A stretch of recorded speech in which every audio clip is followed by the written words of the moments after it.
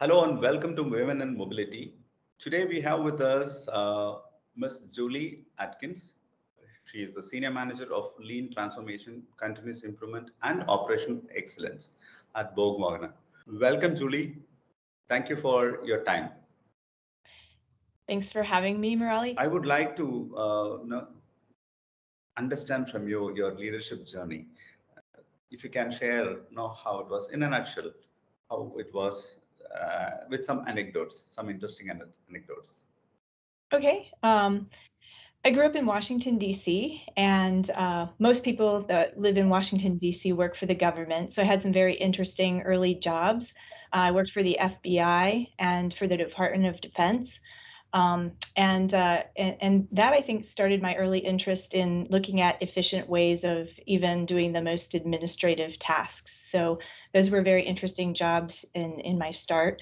And then after university, in university, I have my degree in linguistics and started out in IT with software development and database administration. And then I found my way to product and program management, and that's really where I found my joy and my passion and my strengths, managing projects. So I spent 13 years in software, project, and program management. Most of it was consulting globally for a supply chain solutions provider and implementing warehouse management systems, which is where I had an opportunity to visit India. And this provided really my first exposure to manufacturing.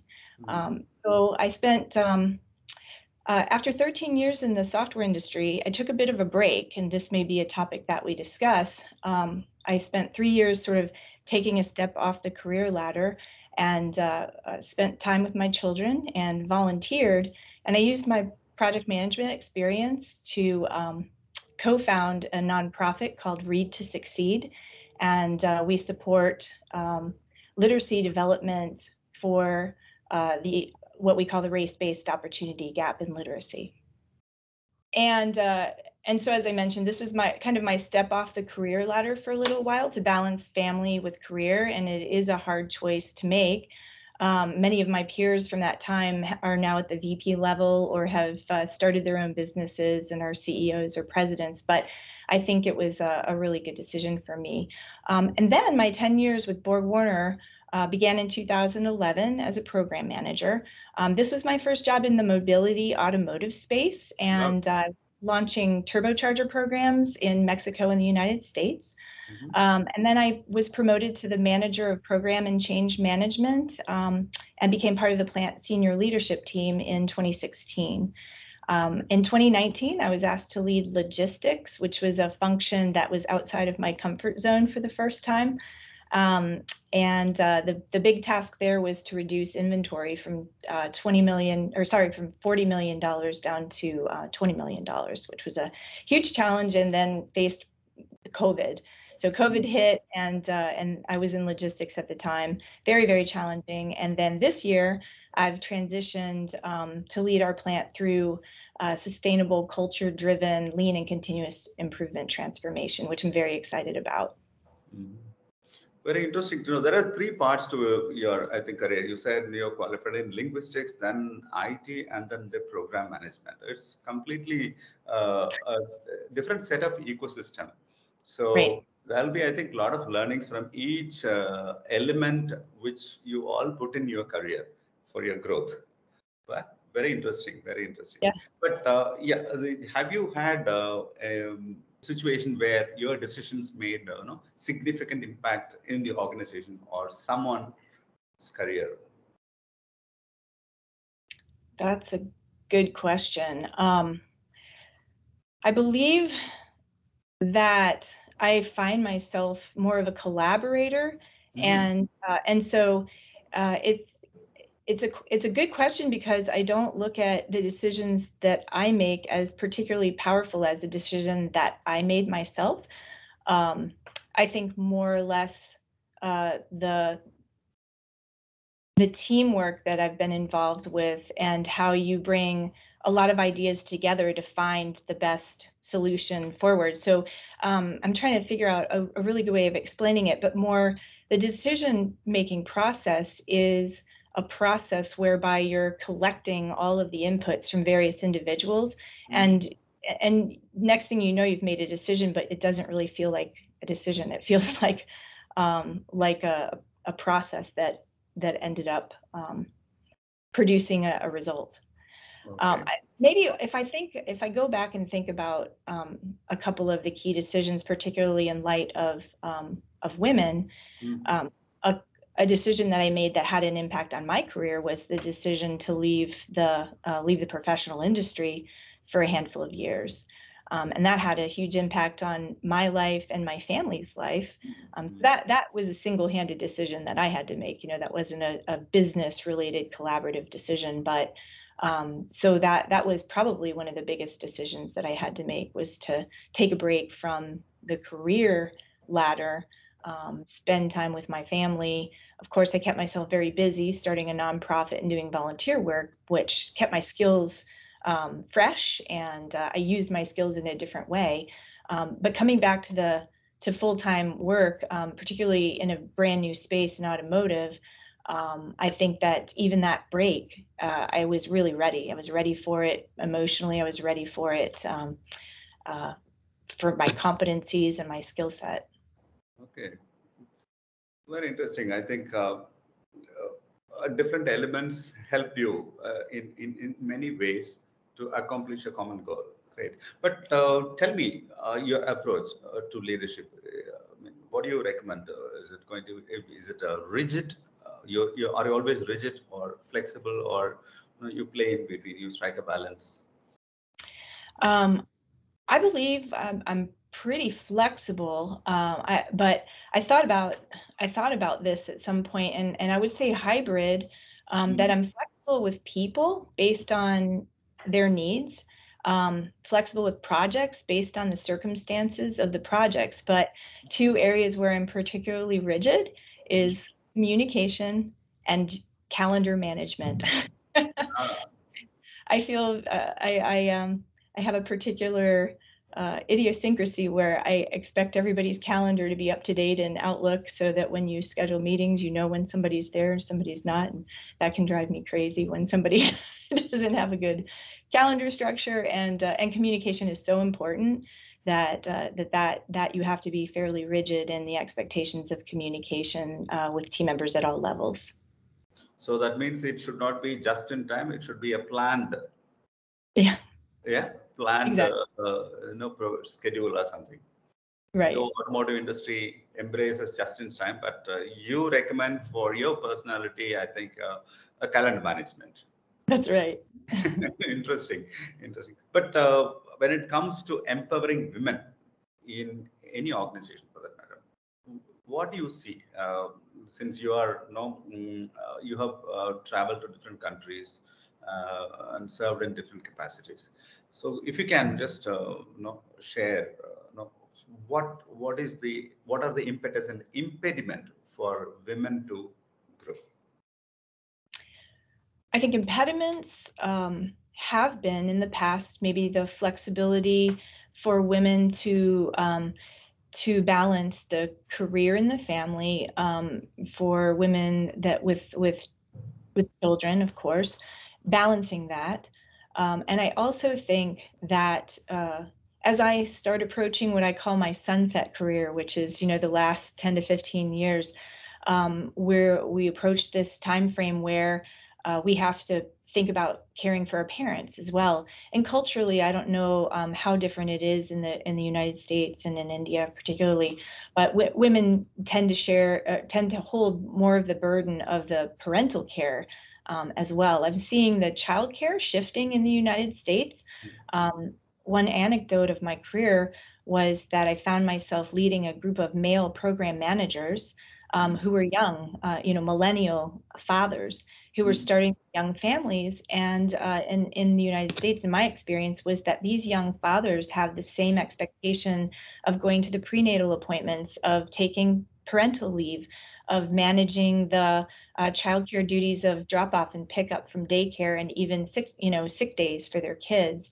And I had a male manager that modeled that for me before I had to manage other young fathers. So that's a good thing, because I think it's helping to really push the need for balance of childcare and family. However, women that are older that are coming into the time frame where we have to care for our aging parents, or we don't want to work 80 hours a week, and we want to really still use our skill sets and our expertise, but maybe start to throttle back a little bit. I think those are challenges for women still today, and probably cross culturally.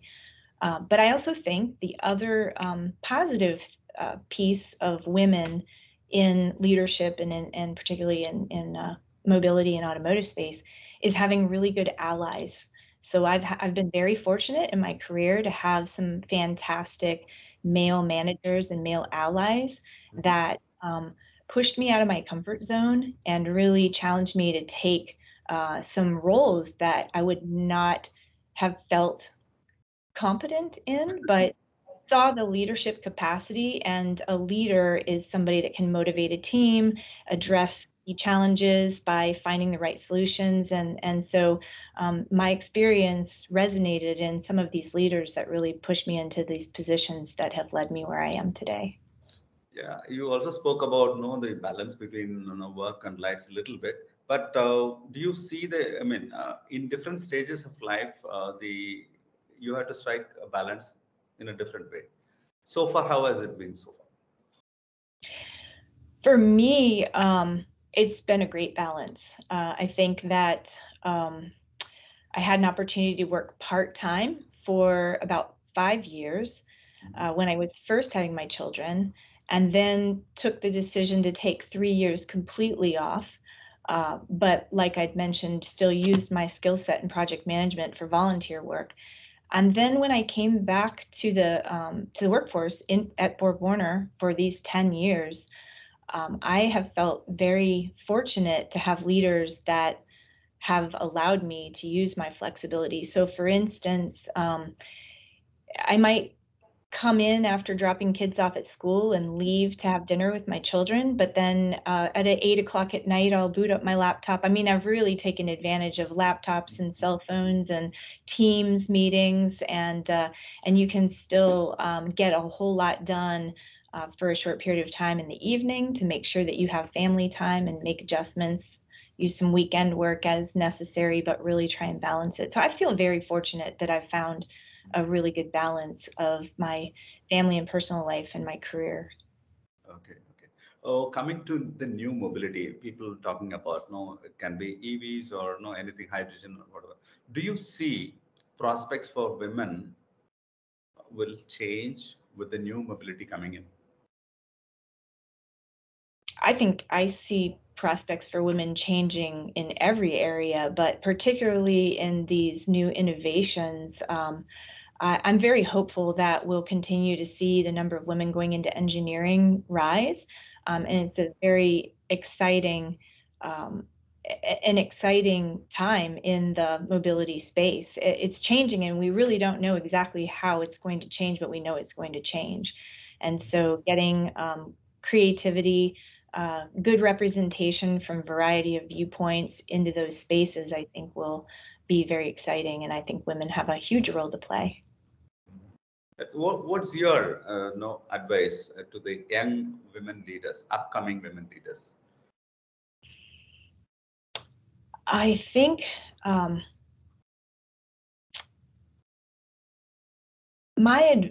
don't know that I have advice. I've thought about leadership philosophy, and I think that there are some components of it that women just are very naturally fit for. And one is really respect and value every stakeholder you come in contact with as a human and as a contributor. Find value in every single person that you work with, and you'll develop good relationships and get the most out of your collaboration. Understand and clearly communicate objectives and strategies. Give back. Good leaders have helped me along the way, and find opportunities to help others along the path, particularly women mentoring other women. Ask questions, listen more. I actually put that sticker, that little sticky note on my screen that says listen more. And finally, create some fun. I think my work has been very fulfilling because I've had challenging work, a great team to work with, but always creating some fun and laughing with your coworkers and finding a way to make the work that you do purposeful and enjoyable and fun. That's interesting to know. Finally, I would like to know about, so what is your view on this with respect to women? That is manufacturing, engineering, technology, and science. What I learned from the exposure to Manufacturing Institute, and particularly the STEP Awards, which I'm very proud to be part of an amazing group of women who won that award, and had an opportunity to meet them personally in Washington, D.C. for the award presentation, is that if we don't start closing the gap of the number of women going into the manufacturing, science, technology fields, particularly manufacturing, and encourage and sort of shift the thinking of young women that are entering university and entering the workforce, the manufacturing is a fantastic place for women. If we don't close that gap, we'll find a shortage of labor in the future. And so Manufacturing Institute's intention with this award program and for fostering women in manufacturing is really a business decision to close that labor gap. So I learned a lot, and now I understand how important it is to advocate for women going into these fields, and particularly automotive and mobility space. So, it's really inspired myself as well as the other women in that program to get involved in mentoring. I have a colleague who's looking at going to universities and high schools to talk to young women about manufacturing in the United States, here particularly, and elsewhere globally. I think the view of manufacturing, particularly in the United States, for young people, they don't see how vibrant it is and how it's growing. And so I don't think there's encouragement, and we need to inject that encouragement. Yeah, manufacturing is fantastic for women. Great. Thank Julie for your time. Thank you for being part of Women in Mobility, which is part of Mobility Outlook. Thank you so much, Julie. Thank you. Thank you so much, Murali. It was a pleasure to be with you today. Thank you.